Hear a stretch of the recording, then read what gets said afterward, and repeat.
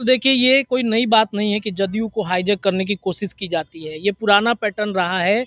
जो भी नीतीश कुमार के बेहद करीब गया है, जो चाहता है कि नीतीश कुमार के मन मस्तिष्क को हम समझ लें, वो कब क्या फैसले लेने जा रहे हैं, कब क्या बड़े फैसले करेंगे, चाहे एनडीए गठबंधन के साथ रहते हुए या फिर महागठबंधन के साथ रहते हुए, उन्हें मन मस्तिष्क को समझ जाए। लेकिन नीतीश को समझना इतना आसान काम नहीं है। बड़े-बड़े विश्लेषक जब संजय झा के आवास पर एनडीए गठबंधन के तमाम सांसदों के साथ वो बैठक कर रहे थे, खास तौर पे जनता दल यूनाइटेड के सभी सांसद वहां पे मौजूद थे।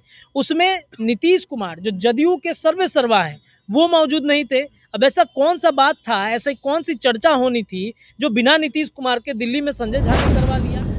दोस्तों, आपको 2024 का जनवरी का महीना याद होगा। देखिए, राजनीतिक गलियारों में जनवरी का महीना जो है हमेशा खूब अधिक चर्चाओं में रहता है। जहां एक और मकर संक्रांति की धूम मची रहती है, वहीं पर तख्ता अलट पलट की भी खबरें खूब आती हैं। 2024 इसी साल जनवरी के महीने में नीतीश कुमार ने महागठबंधन से नाता तोड़ दिया था और एनडीए का दामन थाम लिया था। देखिए, इस महागठबंधन से नाते को तोड़ने में और एनडीए से नाते को जोड़ने में एक नेता की खूब अधिक चर्चा हुई थी। नाम था संजय झा। अभी भी चर्चा हो रही है। जदयू के राष्ट्रीय कार्यकारी अध्यक्ष बनाए गए हैं। संजय झा पर सबकी निगाहें हैं। कहा तो ये जा रहा है कि संजय झा अब विभीषण की भूमिका में आ गए हैं। जेडीयू के लिए वह विभीषण बन गए हैं। अंदर ही अंदर पार्टी को हाईजैक करने की कोशिश कर रहे हैं। नीतीश कुमार अलग थलग पड़ गए हैं।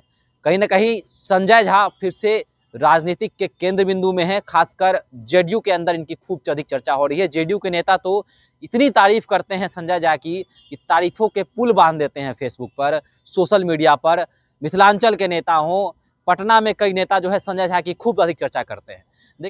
संजय झा और नीतीश कुमार प्रकरण को लेकर बातचीत करने के लिए मेरे सहयोगी रत्नेश पांडे मौजूद हैं। रत्नेश जी, क्या कुछ कहिएगा? क्या विभीषण के भूमिका में आ गए हैं संजय झा? नीतीश कुमार अलग थलग पड़ गए हैं? क्या जेडीयू हाईजैक करने की कोशिश की जा रही है जेडीयू को? बिल्कुल, देखिए, ये कोई नई बात नहीं है कि जदयू को हाईजैक करने की कोशिश की जाती है। ये पुराना पैटर्न रहा है। जो भी नीतीश कुमार के बेहद करीब गया है, जो चाहता है कि नीतीश कुमार के मन मस्तिष्क को हम समझ लें, वो कब क्या फैसले लेने जा रहे हैं, कब क्या बड़े फैसले करेंगे, चाहे एनडीए गठबंधन के साथ रहते हुए या फिर महागठबंधन के साथ रहते हुए, उन्हें मन मस्तिष्क को समझ जाए। लेकिन नीतीश को समझना इतना आसान काम नहीं है। बड़े-बड़े विश्लेषक से लेकर बड़े-बड़े पत्रकार भी नीतीश कुमार के फैसले से अचंभित रहते हैं कि नीतीश करना क्या चाहते हैं। आपने कहा कि विभीषण की भूमिका में है, तो बिल्कुल विभीषण की भूमिका में आ चुके हैं। ये कहना अब गलत नहीं होगा, क्योंकि हमने देखा वो दिल्ली की तस्वीर, जब संजय झा के आवास पर एनडीए गठबंधन के तमाम सांसदों के साथ वो बैठक कर रहे थे। खास तौर पे जनता दल यूनाइटेड के सभी सांसद वहां पे मौजूद थे। उसमें नीतीश कुमार जो जदयू के सर्वे सर्वा हैं, वो मौजूद नहीं थे। अब ऐसा कौन सा बात था, ऐसी कौन सी चर्चा होनी थी जो बिना नीतीश कुमार के दिल्ली में संजय झा ने करवा लिया? क्या नीतीश को न्योता नहीं दिया जा सकता था? क्या नीतीश कुमार को बुलाया नहीं जा सकता था? तो मिनटों का काम है। बिहार के मुख्यमंत्री हैं और उनके 12 सांसदों की वजह से आज केंद्र की सरकार चल रही है। तो बुलाया जा सकता था। नीतीश कुमार के साथ अमित शाह की बैठक कराई जा सकती थी। वहां पर एनडीए गठबंधन में, देखिए, एनडीए गठबंधन के नेता कहे जाते हैं नीतीश कुमार। ये चाहे सम्राट चौधरी हो, चाहे दिलीप जायसवाल हो, चाहे भारतीय जनता पार्टी का कोई नेता हो, या एनडीए गठबंधन के घटक दल के जितने सारे नेता हैं, सांसद, वो बार बार कहते हैं कि नीतीश ही हमारे सर्वे सर्वा है। तो बिना नीतीश कुमार के एनडीए गठबंधन की बैठक होना ये पचा नहीं। काफी बड़े-बड़े पत्रकार इस बात को लेकर के चर्चा कर रहे थे कि बिना नीतीश कुमार के बैठक हो ही नहीं सकता है, संभव ही नहीं है। तो क्या संजय झा के मन में चल रहा है? आपने एक इंट्रो में बड़ा शानदार बात ये कहा कि महागठबंधन से रिश्ता को तोड़वाने में और एनडीए गठबंधन के बीच पुल बनने का काम संजय झा ने किया। ये जग जाहिर है, राजनीति में हर कोई जानता है कि संजय झा के वजह से ही वो एनडीए गठबंधन में नीतीश कुमार की एंट्री हुई है। एक पुल बनने का काम उन्होंने किया है। इसके अलावा ललन सिंह की भी काफी इसमें भूमिका है। ललन सिंह भी इसमें अच्छे तरीके से भूमिका निभाए हैं। संजय झा चूंकि भारतीय जनता पार्टी के वो पूर्व में रहे हैं, उनमें साथ उन्होंने राजनीति शुरू किया है। मिथिलांचल का पूरा एरिया अगर आप पकड़िएगा तो आज भी वो वहाँ की जनता ये नहीं कहती है कि संजय झा जदयू के हैं, नीतीश कुमार की पार्टी के हैं। वो आज भी ये कहते हैं कि भारतीय जनता पार्टी के ही वो नेता है, वहाँ सांसद है वहाँ के। तो जो भी लोग वोट करते हैं वो सिर्फ बीजेपी के नाम नाम पे ही उनको वोट करते हैं। अब संजय झा को ऐसा लगता है, चूंकि नीतीश कुमार के बारे में कई तरह की चर्चा है कि वो बीमार हैं, नीतीश कुमार की तबीयत नासाज चल रही है, नीतीश कुमार को गुड रिटायरमेंट की ज़रूरत है, नीतीश उस उम्र के पड़ाव में, राजनीति के उस उम्र के पड़ाव में आ गए हैं जहाँ पर उनको कुर्सी छोड़ना बेहद ज़रूरी हो गया है।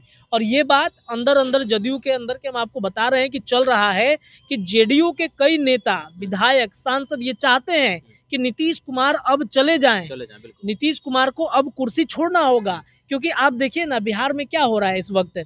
कोई भी ऐसा फैसला भारतीय जनता पार्टी डायरेक्ट नहीं ले सकती है, बीजेपी बिहार में बिना नीतीश कुमार के पास से गुजरे हुए हो ही नहीं सकता है। नीतीश अगर चाह दें तो अभी हाल ही में आपने देखा होगा कि बिहार कनेक्ट मीट हुआ यहाँ पर, तो उसमें नीतीश कुमार शामिल नहीं हुए थे। नीतीश कुमार अब बहाना था कि क्या था कि बीमार है, हो सकता है बीमार होंगे, चूंकि बुजुर्ग हो चुके हैं, बीमार होंगे भी, उसमें वो नहीं पहुंचते हैं। बीजेपी ने उसे पूरे तरीके से हाईजैक कर लिया, जदयू को कोई बड़ा नेता वहां पर नहीं पहुंचा। और ये सब प्रकरण कब हुआ? जब अंबेडकर के बारे में जिस तरीके चर्चा है अमित शाह ने की, इसके अलावा बिहार के मुख्यमंत्री के बारे में चर्चा की कि 2025 में हमारा मुख्यमंत्री कौन होगा।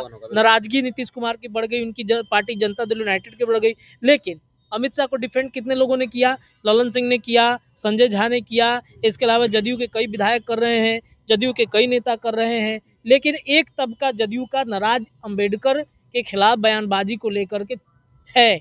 वो चाहते हैं कि नीतीश, अब अरविंद केजरीवाल का चिट्ठी, आपको याद होगा कि अरविंद केजरीवाल ने चिट्ठी भेजा कि चिट्ठी नीतीश कुमार को, और उन्होंने पूछा कि क्या ये सही है, क्या उस गठबंधन में रहना आपके लिए जरूरी है जहां पर दलितों, वंचितों, शोषितों के बड़े नेता भीमराव अंबेडकर, बाबा साहब भीमराव अंबेडकर के खिलाफत में बयानबाजी चल रही है, क्या आपको रहना अच्छा लग रहा है?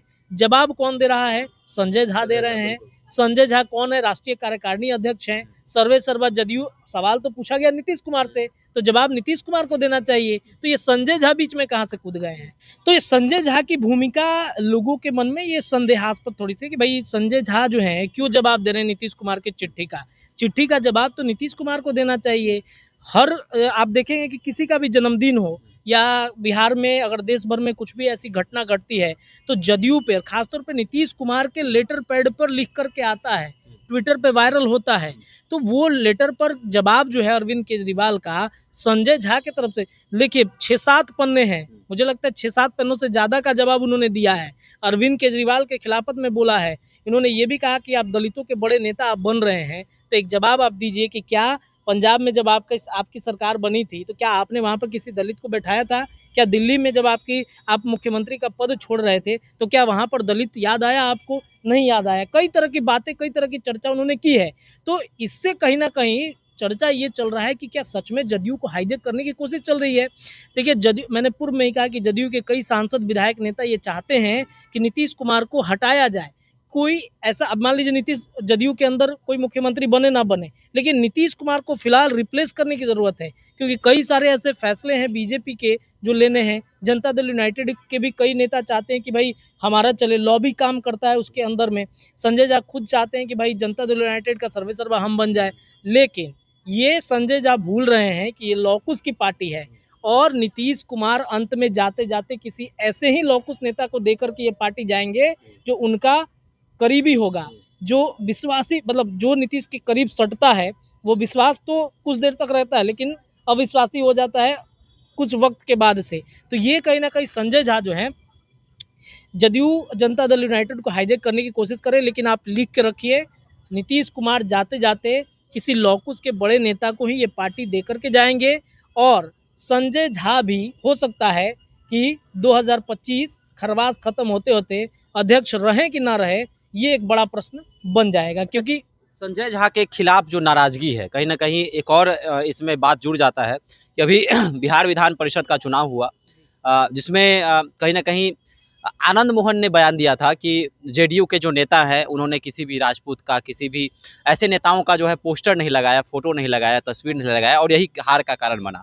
तो कहीं ना कहीं यह नाराजगी नीतीश कुमार के खिलाफ थी या फिर संजय झा के खिलाफ थी? क्योंकि आनंद मोहन की पत्नी लवली आनंद भी कई मौके पर बोल चुकी हैं कि सबसे बड़ा कारण हार का यही है कि नेताओं को तवज्जो नहीं दिया जा रहा है। तो ये नाराजगी किसके तरफ है? देखिए मैंने पहले ही कहा कि इसमें 2 लॉबी काम कर रहा है जनता दल यूनाइटेड के अंदर।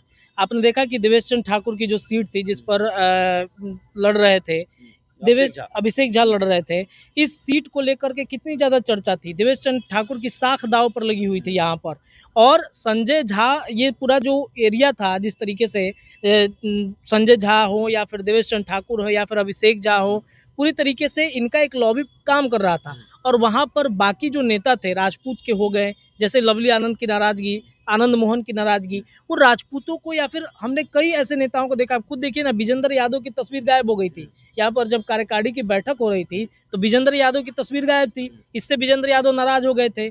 इससे कहीं ना कहीं ये पता चल रहा है कि सच में एक लॉबी काम कर रहा है जनता दल यूनाइटेड को हाईजैक करने की। ये लॉबी संजय झा का हो सकता है, ये लॉबी अशोक चौधरी का हो सकता है, ये लॉबी देवेश चंद्र ठाकुर का हो सकता है, ये लॉबी हो सकता है लवली आनंद और आनंद मोहन का हो सकता है। तो ये कहीं ना कहीं चर्चा है। और नाराजगी, सच में आपने अच्छी बात कही कि हाँ, बड़े नेता जो है नाराज चलते हैं, कई कार्यक्रमों में उनको पूछा नहीं जाता है, राजपूतों को दरकिनार करना महंगा पड़ रहा है। अगर सच में जनता दल यूनाइटेड, जो हमने पुराने समय में सुना है, जो हमने पढ़ा है, अगर मजबूत रहे, अगर गुटबाजी अंदर ना चले, तो आज नीतीश कुमार को, खासतौर पे जनता दल यूनाइटेड को, बिहार क्या देश भर में कोई भी पार्टी हिलाने के लिए राजी नहीं हो सकती है। आप इतना समझ जाइए। चलिए, तो क्या नीतीश कुमार ने जो फैसला लिया था, उस फैसला को लेकर क्या नीतीश कुमार जो है अब सोच रहे हैं, या फिर उन्होंने क्या गलत फैसला ले लिया, इसकी भी चर्चा हो रही है। संजय झा जो है वो पार्टी को हाईजैक कर रहे हैं, लगातार बड़े बड़े फैसला जो है संजय झा लेते हुए नजर आ रहे हैं। नीतीश कुमार का कद जो है अब शायद धीरे धीरे जो है वह डाउन हो रहा है, और संजय झा की चर्चा हो रही है। सोशल मीडिया प्लेटफॉर्म पर भी जो है संजय झा की खूब तारीफ हो रही है, खूब उनके तारीफों में जो है कसीदे लिखे जा रहे हैं। जदयू के कई नेता हैं, मिथिलांचल के कई नेता जो हैं, वह संजय झा को कहीं ना कहीं बड़ा नेता जदयू का मान रहे हैं। तो आपको क्या लगता है, जदयू में अंडर गुटबाजी है, और क्या जदयू आने वाले समय में हाईजैक हो सकती है? आप भी हमारे साथ कमेंट बॉक्स में रख सकते हैं। धन्यवाद।